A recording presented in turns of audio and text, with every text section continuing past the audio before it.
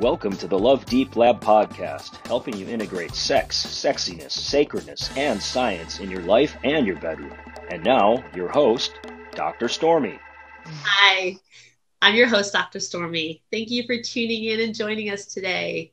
And I'm wondering if you have ever struggled with feeling like not enough, ever struggled with insecurities or not being rooted in your greatness. I know that I have in my past and even still sometimes now. So I'm imagining all you out there listening can really relate to this topic. And if you can, then this show today is for you, because we are going to dive into ways to begin to transform and heal your unworthiness and be more deeply rooted in your greatness. And I have an amazing guest with us today, and this is her jam. This is her niche. We have Tarea joining us today. And Tarea is a sexual empowerment and healing coach who specializes in one-on-one sexual shame healing and couples tantra. She graduated from the VITA Coaching Master's Program. Her life mission is to support all beings to remember how freaking amazing they are and to heal from sexual pain. This often includes overcoming deep feelings of shame and unworthiness. She has spent a lot of time remembering her own self-beauty and learning how to be safe in the world.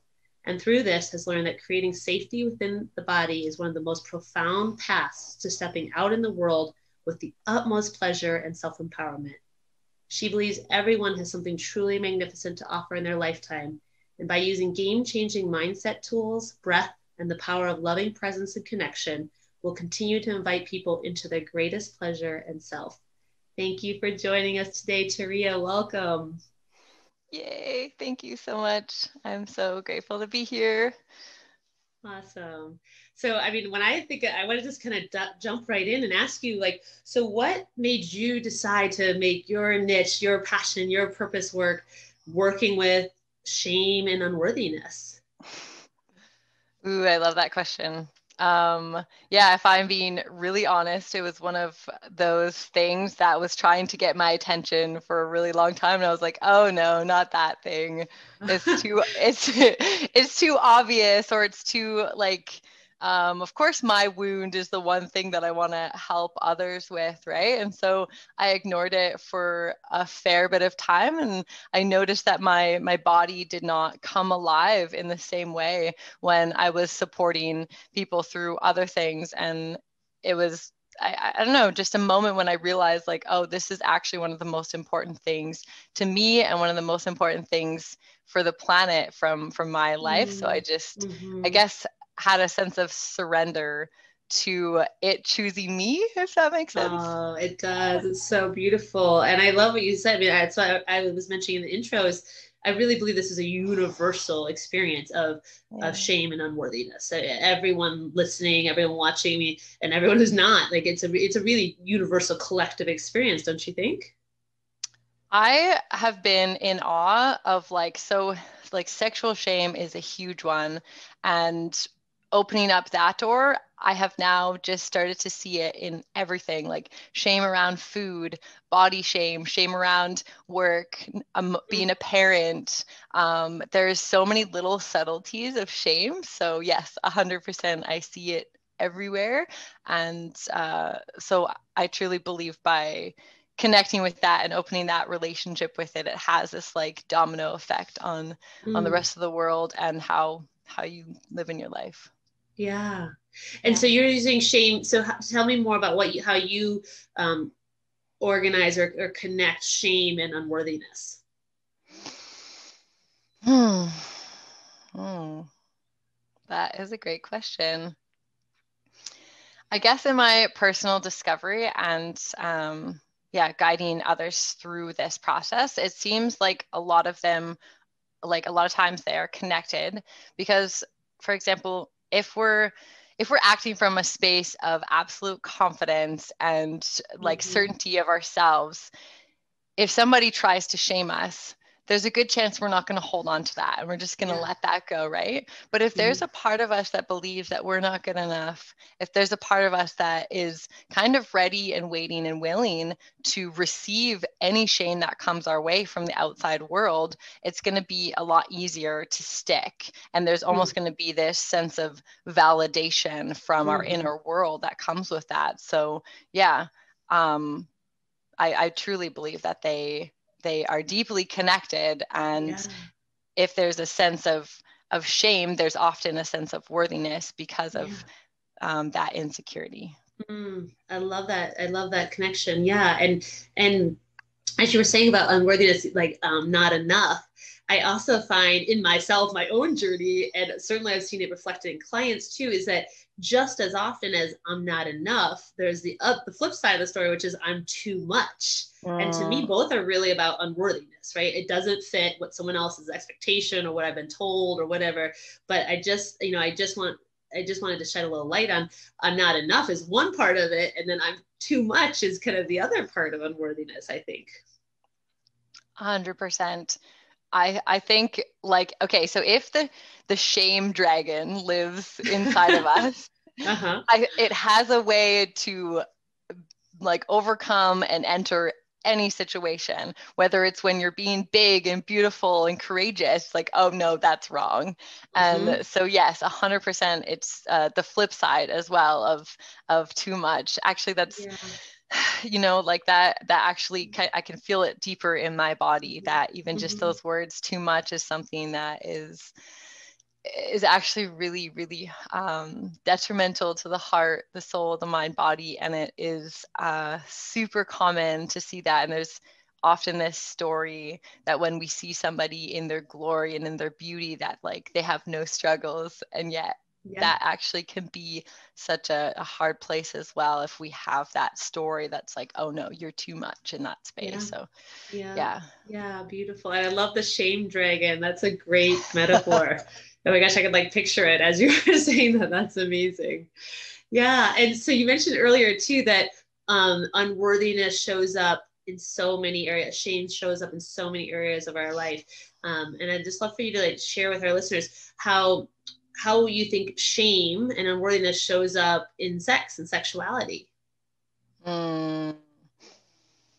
Wow. As you like ask that question, I see like a tree growing and just like all these branches with leaves on the end. So I'm like, okay, which one do I want to start with? Because it like, I think that like shame is the umbrella, and then there's all these little parts underneath. So for example, one of the things that I see often is how we look during sex. How we look, like what position are we in? And of course, shame is also connected to disgust, and like they work together, right? But that is a big one that is commonly spoke about, like no matter what gender. It is so common to hear that it like the care of what somebody looks like during sex and feeling gross in their body, like feeling gross in the belly is a huge one.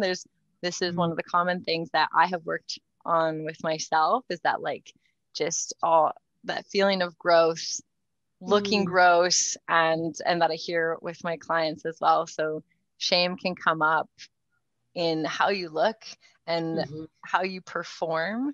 There's that inner critic that wants to tell you that you're doing it wrong, that sex is gross or bad or dirty is a common one as well, or that you don't know enough and you're not good enough. So that comes back with the worthiness piece as well.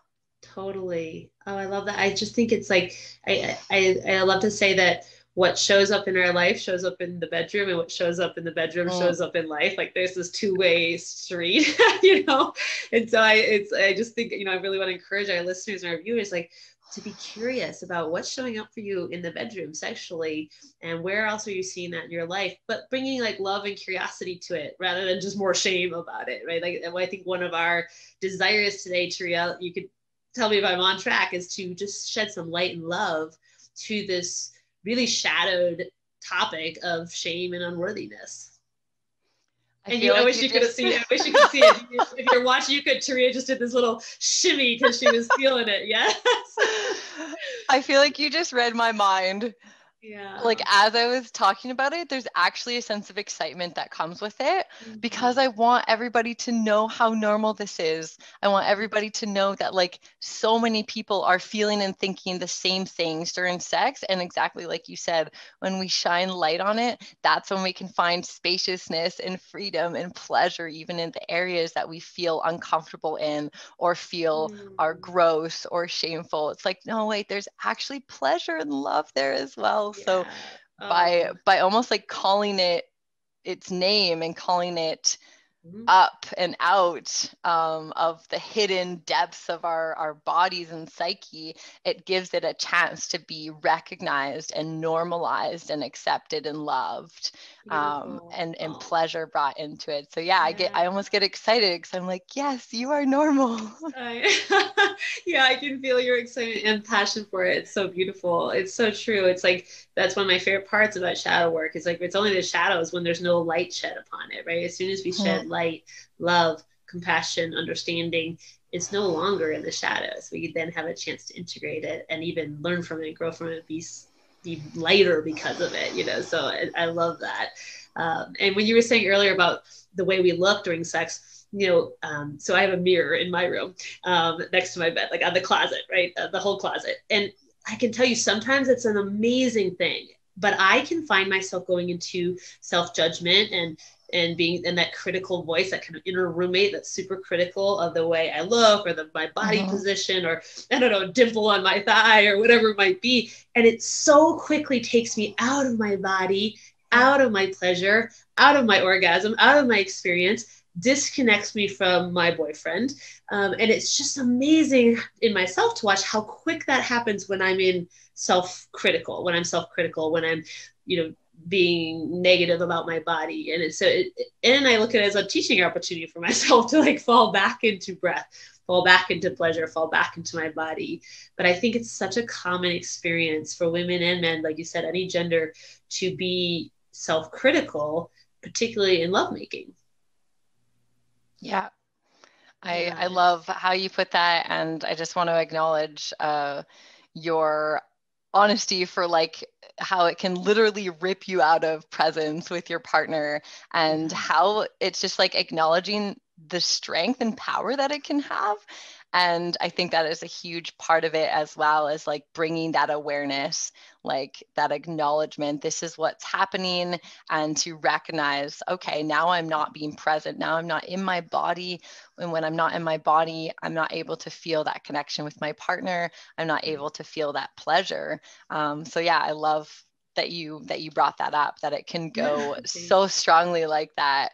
But that you have a mirror in your bedroom that you can also feel that like love and connection with yourself during that. Yeah, it goes both ways really quickly sometimes. It does. And it's a dance. It's not like I ever perfectly arrive in feeling like rooted in my greatness. And so another thing I want to encourage our listeners and our viewers, like, this is a practice. What Tarea and I are speaking of today is a practice. It's a self-love practice. It's a worthiness practice.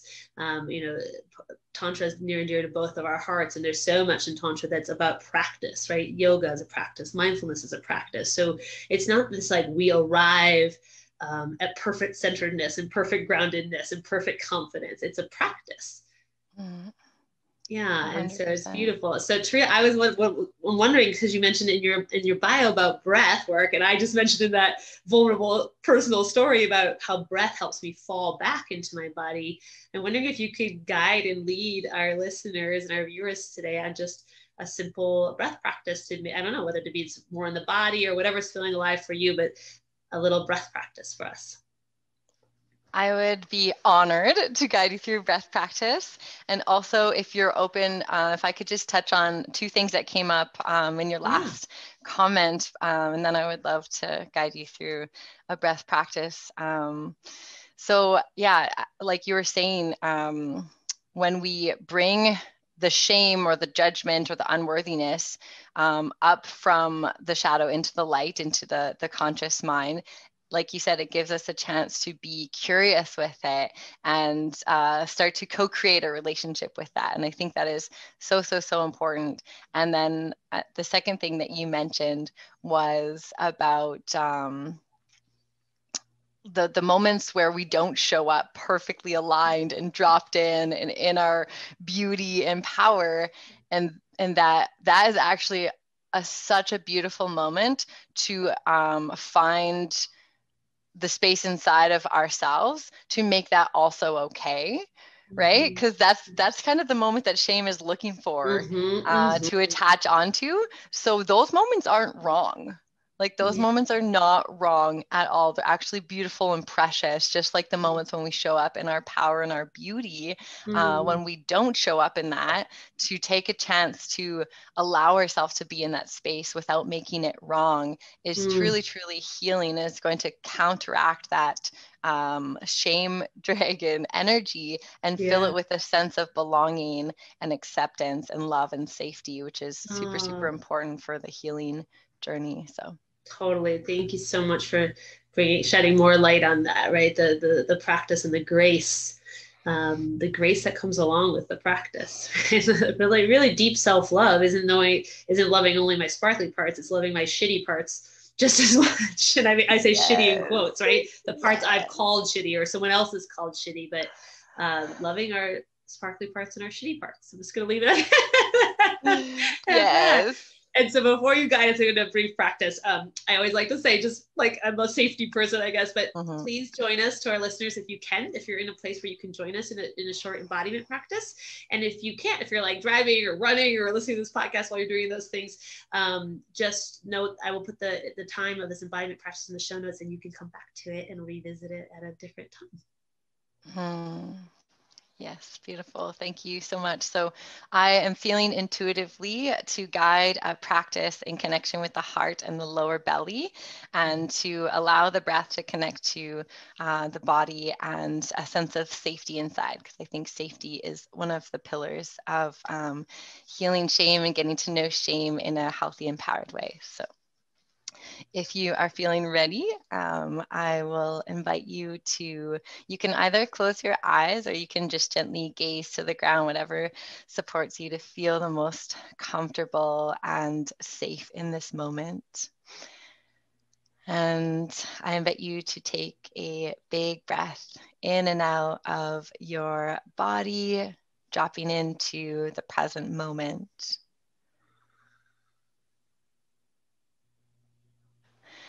And I want to invite you and remind you to tune in to yourself, your wisdom, and your knowing, and know that your safety and comfort is the most important thing, and to give permission to that in this exact moment. Give permission to your safety and your comfort. And whenever you're ready, we're going to begin with the heart. So you can bring your awareness and your breath into your heart center. So imagine that you are breathing in and out of your heart.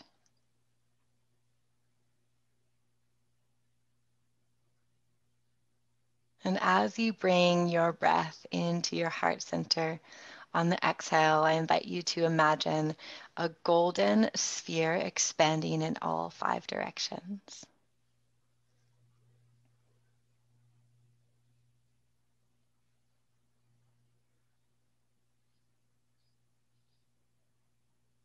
And as you continue to breathe into your heart center and exhale in all 5 directions, this golden sphere, just notice any sensations that are arising.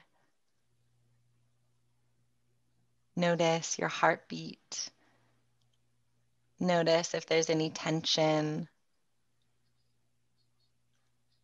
or tingling or any emotions or thoughts that are present here.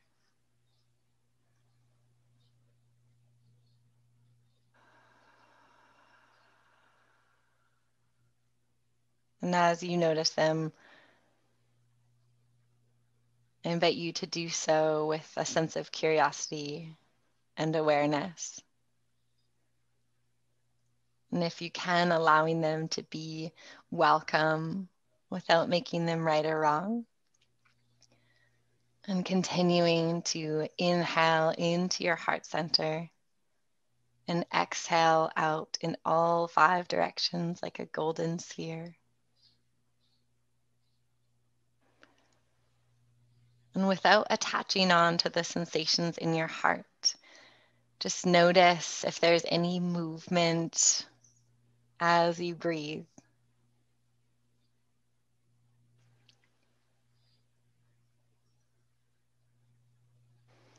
Notice if there's any energy that wants to move around.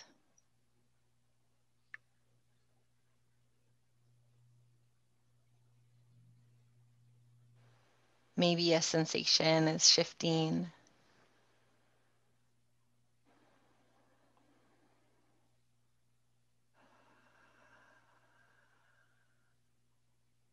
And on your next few inhales and exhales, feeling your unique heart space, your love, your energy, filling up this entire area.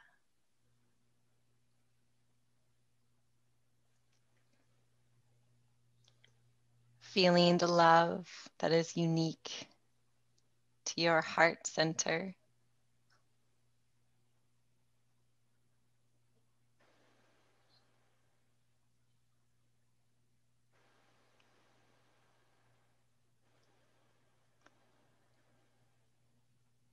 And just notice that this is a place that you can return to at any moment to create safety, love, and connection.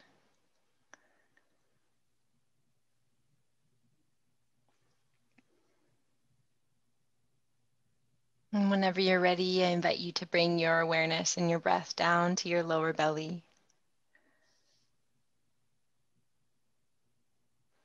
And you're going to begin to connect with your lower belly in the same types of breaths. So bringing your inhale into your lower belly and expanding in all 5 directions.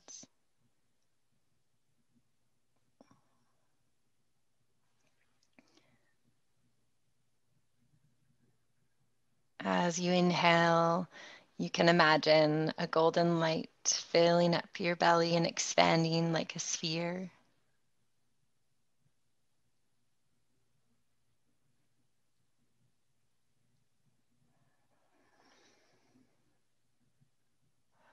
And as you breathe and connect with your lower belly,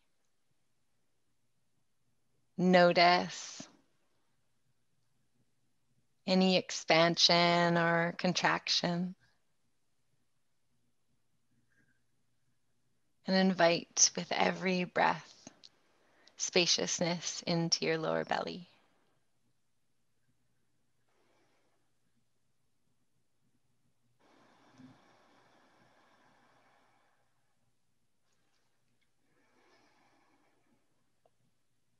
And as you breathe into your lower belly, notice the flavor of your lower belly. Notice what is the essence, the flavor, the energy, or the feeling or thought.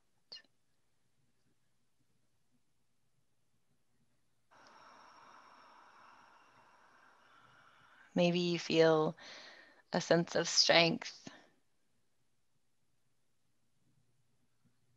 Maybe there's softness.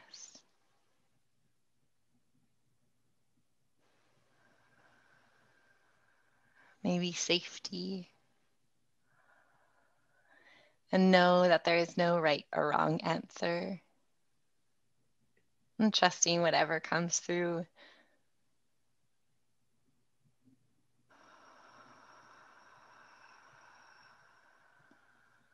And then continue breathing in and out of your lower belly, feeling this expansion.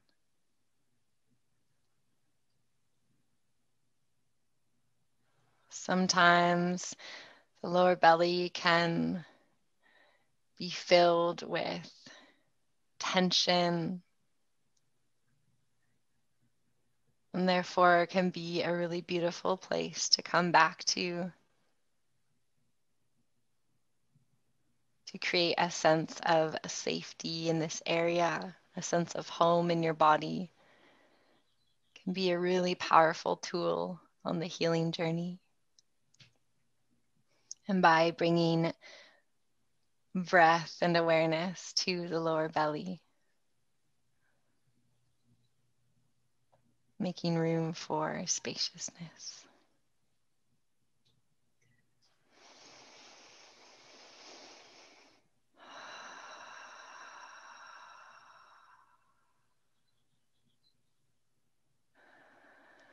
And now, to close off this breath practice, I invite you to put one hand on your heart and one hand on your lower belly, offering up gratitude and feeling these two areas connected.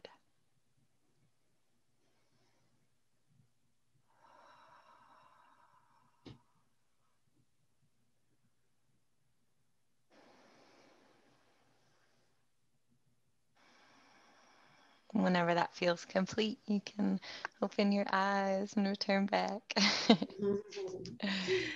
Thank you so much. That was so yummy. Beautiful. So heart, lower belly breathing. Yes? Yes. Beautiful. Yes. So as you know, we do sexy homework, the best kind of homework for our listeners each week. So I'm going to put that down as sexy homework 1, a couple minutes per day of heart, lower belly breathing, like Tarea so beautifully led us in, to create a sense of spaciousness and safety in the lower belly and to more deeply connect heart and belly. Amazing. So Tarea, I'm wondering if you can offer our listeners one or two other practices this week for their sexy homework to begin to work on, begin to integrate and begin to heal unworthiness and shame and be more rooted in our each individual greatness. And so just another practice or two that our listeners can dabble in this week. Beautiful. Yes, I love home play. I love it so much. I like home play better than homework. Yes. I might have to adapt that. Yes. Yes, you are welcome to adapt that. I was thinking it could be really exciting for the listeners to think of a name or a color or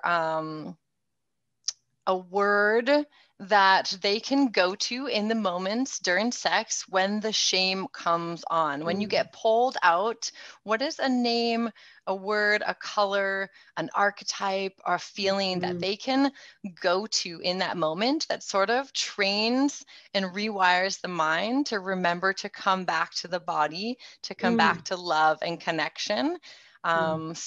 Just sitting with that within themselves. Beautiful. What is a word or a color or something that can bring them back in that moment, and to practice it over and over and over again, not just during sex, but during the day, so that when you're in lovemaking, that it's going to be more easy to access if you practice it throughout the day as well. I love that. Such a tangible practice. And so, like Tree mentioned, really based in the neuroscience of it, that really retraining the brain to fall back into pleasure and into body when we are pulled out by shame. I mean, I think shame is a really disembodying, almost can be like an almost dissociative type, experience. And so I love the idea of a concrete color, image, archetype, whatever it might be, to help you fall back into your body where safety resides, right?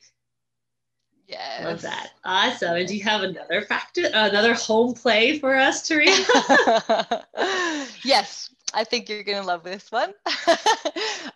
So I'm a huge believer of celebrating the crap out of ourselves. And this is, to me, like filling up the space that unworthiness and shame takes up in our mind, body, soul, spirit. So if we can take celebration and fill up those crevices inside of our body with ways that we love ourselves and ways that we want to celebrate ourselves, which, don't get me wrong, some people are probably going to be like, what the fuck? That is super hard. I can't do that. And you know what? That's okay. It is a practice. And if you can just start with 3 things that you're celebrating about yourself one day, and then 4 the next day, 5 the next day, 6 the next day, one day you're going to become obsessed with it, like I'm pretty sure you and I are, and just find how much love can be filled up when, like, if the shame is kicking in, to instead come back to, oh, what do I love about myself right now? What am I celebrating? Like, maybe I'm even celebrating the fact that I'm aware that shame is happening. Just like finding little moments. So maybe starting with 3 celebrations and then adding one on each day over the next week. I love it. I love it. And it's such a beautiful practice. Like you mentioned, and I find I do this practice, like you intuited. And I find that some days I'm like, dude, I'm a rock star. I've got like 10 things. And then other days I'm like, shit, I'm really having a hard time thinking of even one celebration of myself. But like you mentioned, you're literally training the brain to be in celebration. And the neuroscience behind, he calls it shine and celebrate, but behind celebration and how that changes our brain is pretty fucking amazing, actually. So I love that practice of celebrating yourself. I do this also with my boyfriend and my son. And then it's so fun when my 17-year-old son, some days it's really challenging for him. And I'm like, this is an amazing practice for everyone to learn to celebrate yourself. And then if you're going to do it with a partner or with a friend, then also to be celebrated too, like to cheer for each other, like to be like, woo! So I love that practice. Thank you so much for that home play, Tarea. Amazing. Well, and as we move to wrap up, we could go on, and you and I could jam out forever on unworthiness and ways to heal it. I'm wondering how our listeners can find you and more about the beautiful work that you're doing. Thank you so much. Yes, and I 100% agree. I feel like we could talk about this all day. It's such a juicy topic, and it's so important. I love it so much. So my main platform right now is Instagram, and you can find me at Tarea's Elixir. That is my handle. And Tarea's Elixir is my handle also for Facebook, and my website is www.tareaselixir.com. It is not yet up, but it will be. So you can soon. Yes, coming soon. So you can just be teased by my website. But it's mostly Instagram. And I'm always open to personal messages on Facebook and stuff. So yeah. Amazing. And I will put all that in the show notes. I highly encourage you to reach out and connect and follow with Tarea. She's doing great work and it's clearly a passion for her, as you got to witness today, and helping us be more rooted in our greatness and heal unworthiness and shame in all the ways that the dragon shows up. So awesome. Well, thank you to our listeners. Thank you for tuning in today, and thank you for being brave and opening your heart to love deep.